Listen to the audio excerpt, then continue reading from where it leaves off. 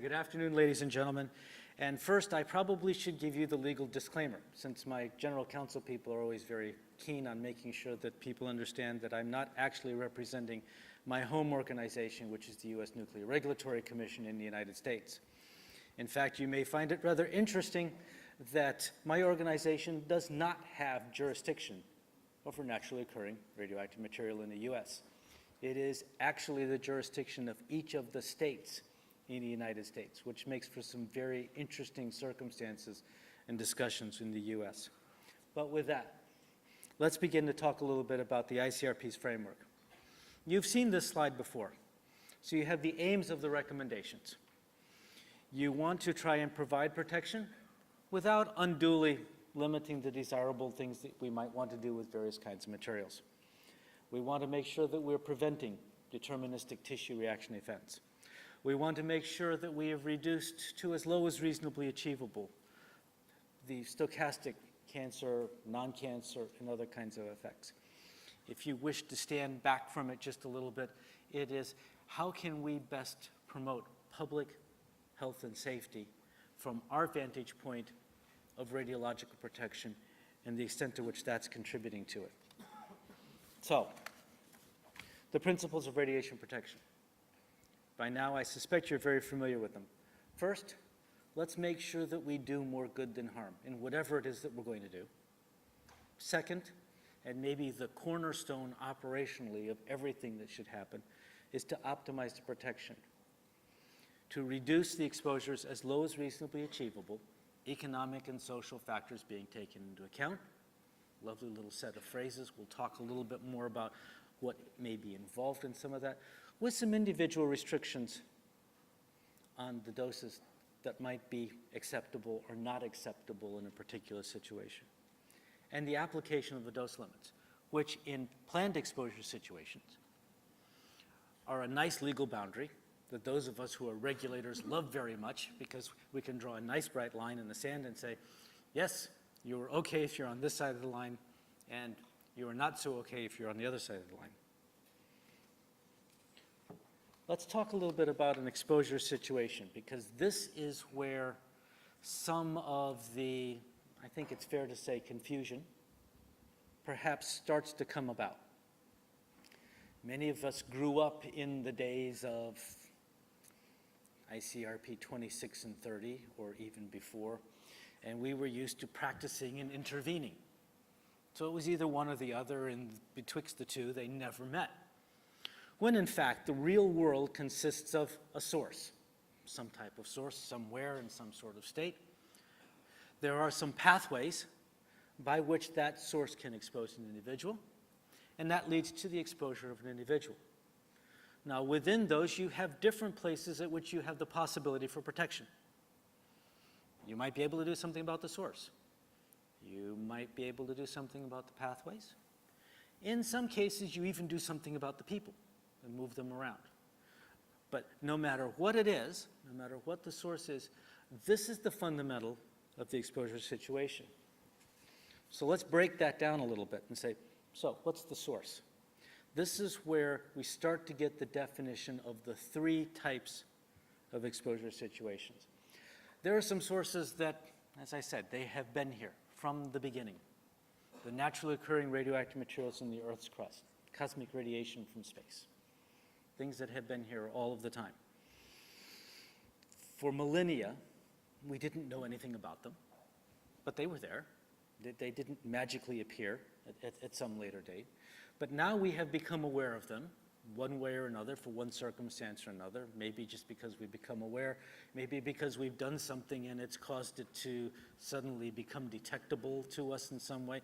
And so we have to then make a decision about whether or not we're going to do something to control it, reduce exposures, or otherwise. That's an existing exposure situation. The sources existed. That's in contrast to what we have spent 99.99% of our time over the course of radiation protection history, which is taking a new source, planning that I want to do this or that. I want to do medical treatment. I want to generate electrical power. I want to make sure that the welds in the pipes are solid so the pipe does not explode. All of these things that I plan to do. And so I'm going to introduce a source. That means that I have the full and complete opportunity to control it, figure out what it is, put it in the right sort of system, put the right sort of shielding, all of that sort of things, and plan the protective situations. And then, of course, there's always the possibility that it doesn't work as planned. And if it's nasty, it's an emergency, and you have to immediately do something about it. Which brings me to the next factor, which is in all of this, which is the time. Now, planning protective actions, you do that on the basis of the actual conditions. So if I have an existing situation and I become aware of it, and okay, I can measure it and I can figure out, and I can go back to my desk and I can do all sorts of things, and I can sort of figure out what it is I can do. There is no hurry. At least there better not be a hurry. Unlike an emergency situation when, oh, it just went bang, I better do something very quickly. You immediately take pre-planned actions. That confuses some people, because you can always pre-plan actions, but you can't have planned the instantaneous other than say, go do that. When you start to take the actions, they can become immediately effective, but it may take you some time to get to the kind of protection situation that you really want to be in. So with that sort of introduction to sources, what are some of the existing exposure situations? We've talked about some of these already in this conference. We have cosmic radiation, and we love to fly in our airplanes to and fro, and that increases our exposure to cosmic radiation. It's an existing situation. Cosmic radiation has been there. We have radon in our homes. We managed to do a very good job of it, particularly in northern latitudes where I come from, where we build our houses very neatly and tightly to try to conserve energy as the snow piles up outside the door. We have the naturally occurring material, which is the focus of this session. We have exposures in contaminated territories that is now there, and now something needs to be done about it. Or, similarly, some situations where somebody had done something at one time, some activities. It may no longer have been controlled. It may have been released at some previous time, and now when someone comes back and wants to build a new whatever it is, it's not so good. So you need to do something about each of those. This slide, in fact, is almost precisely the organization of a line of program of work that Committee 4 is continuing to pursue. So, what makes this unique? First of all, it's everywhere. You got stuff here, there, up, down, back and forth. It's above us, it's below us, it's in the walls. It's ubiquitous. And it's incredibly variable. If you consider the kinds of situations that are involved in this little box that we call existing situations, it's all over the place. It can be characterized, but you don't know beforehand. It's only after you have decided that you need to do something about this that you can do the characterization. It's not like you pre-planned that I'm going to manufacture that source. The controls are mainly by the pathways. Every once in a while you have opportunities to control the source, to keep it collected together, to put it behind some earthen berms or things for shielding and stuff. The variability results in a wide variety and distribution of exposures. You can have exposures of people both adventitiously, as in it happens. It's not because they were particularly working with it or otherwise, but they're in an environment that contains that exposure. On the other hand, it may be rather deliberate. You have, in many cases, a lack of awareness. Many of us have grown up and spent 30 plus years in a radiation protection, nuclear safety, and security community, and we have been indoctrinated from the time that we were very small. I am, in fact, a second generation, so I was indoctrinated from the time that I was very, very small in radiation protection and nuclear safety and security, defense in depth, and all of these things that we do. That is not the case for many of these sources that are out there, and all of the kinds of things in oil refineries and phosphates and others. It just never entered into their minds. And there is a long-term perspective that needs to be taken. The ICRP system now is designed to emphasize that there is a single, unified approach to protection. You're optimizing with some individual restrictions on exposure. We all love the little left hand, yeah, your left hand, my right hand side, where you can draw your nice little limit. You have a constraint, which is what you want to keep for that particular source. You optimize it down to whatever level, and that's the level that you accept. But really, you do the exact same thing. You have some reference level, some value that you really don't want people to be in if you could do it the way you wanted it to. And you're trying to optimize and improve protection, and you're looking for those opportunities. So how does norm fit in? It is fundamentally an existing exposure situation, since it is naturally occurring material. You've got ubiquitous concentrations in the environment. You've got humans going around in the environment doing various and sundry things. Some of those things just are on the surface of the earth, and so they're having some exposures. And others of them, they're doing something, probably not to take advantage of the radioactive properties, but as a result of whatever it was they did. Around here, you drill a lot of oil, extract a lot of it, and you happily are bringing along sludges and other things which have quite a large concentration of naturally occurring material, and it's piling up on the surface. So you've changed the characteristics, and suddenly you have pathways and exposures that maybe weren't there before. You can still take the same kind of approach, and here's maybe the takeaway for you, you can choose to manage using a set of regulatory tools. And I say regulatory in a sort of broad context. I think one of the things that we tend to do is we like to put things into little boxes. And so we say a planned exposure situation is where I can apply all of these controls and I can set all of these regulations, and all of that is all well and good. And in an existing situation, we say, oh, I don't know what to do. I have no regulations. They say the limit does not apply. Well, okay, let us be careful here. We still have a fundamental construct of restricting individual exposures and optimizing protection. If you have a source that's well characterized, if you can establish a set of controls and activities around it, you also have the opportunity to use the tools that are available to apply the proper controls, which means that you can apply the tools that you might have applied in a planned exposure situation. The set of tools is not synonymous with the exposure situation. That's what I would like you to take away from this. So you've seen this before several times. And in a sense, while it's very nice, it's also way too simplified. Because if you were able to sort of blow it up, if this was my iPad and I went and bigger and bigger, you discover that there are lots more lines of different pieces and different decisions and activities about whether you had done some modification, whether the exposure was still adventitious because you were running around, or whether you'd in fact created a source that was specific for controls. Oh, by the way, another thing that is not inextricably linked to the exposure situation is the category of exposure. You can be occupationally exposed, you can have public exposure in a planned situation, in an existing situation, in an emergency situation.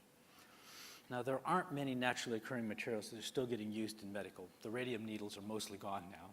But absent that, you can still have those types of exposure and make each of those considerations. So, if I back up, and unfortunately the process of backing up means there's not any possibility that you can actually read the text on this slide, you will see that the system works consistently in each kind of exposure situation, through each of the sorts of processes, and that if you're in an existing exposure situation, you can still go through some things. You can still have some occupational exposures. You'll still have public exposures. You still have to justify what you're going to do. You still have to optimize protection. Doesn't matter that it's an existing situation versus a planned situation. The system still applies. Now, one of the things that becomes particularly crucial because of the variability is taking a graded approach.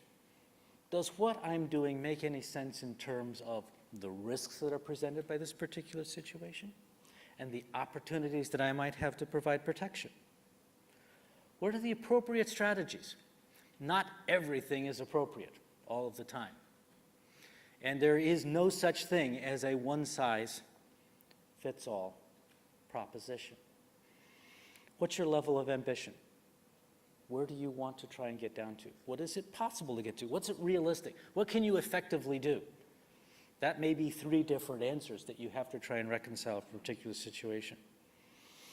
To what extent am I going to try and establish mechanisms for enforcement and other things that regulators love so much for particular circumstances? How can I define the legal responsibilities? Who's got it? Are they actually responsible for it? What can I hold them accountable for? And of course, there are certain situations where the best thing to do is to decide that you really can't do anything else and that it's okay. Now, for a couple of complications. Individual restrictions are not the equivalent of dose limits. So I'm going to come back and reinforce the point I was making for you a moment ago. Don't put them in the same box all of the time. You can choose to establish individual restrictions that are appropriate for the circumstance that you're dealing with. You have some background and experience. You can ask your friends what they did. You can look other places and establish some ideas of what's going on. It may be much more complicated because of the wide variability of things, but it's certainly possible. You can use reference levels. You can even use dose limits sometimes. You can use those tools that are normally associated with planned exposure situations in an existing situation. When you have the right construct, when you have it clearly characterized, when you know where it is, you have some measures to control, you can keep it intact, you can put it in a box, if you will. We have a place in Pennsylvania in the United States which processed naturally occurring materials for some of these rare metals that get used in the aerospace industry. They have huge buildings where they put the sludges. It keeps them under control. They do that under a license to the Nuclear Regulatory Commission because their concentrations are so high that they're actually licensable.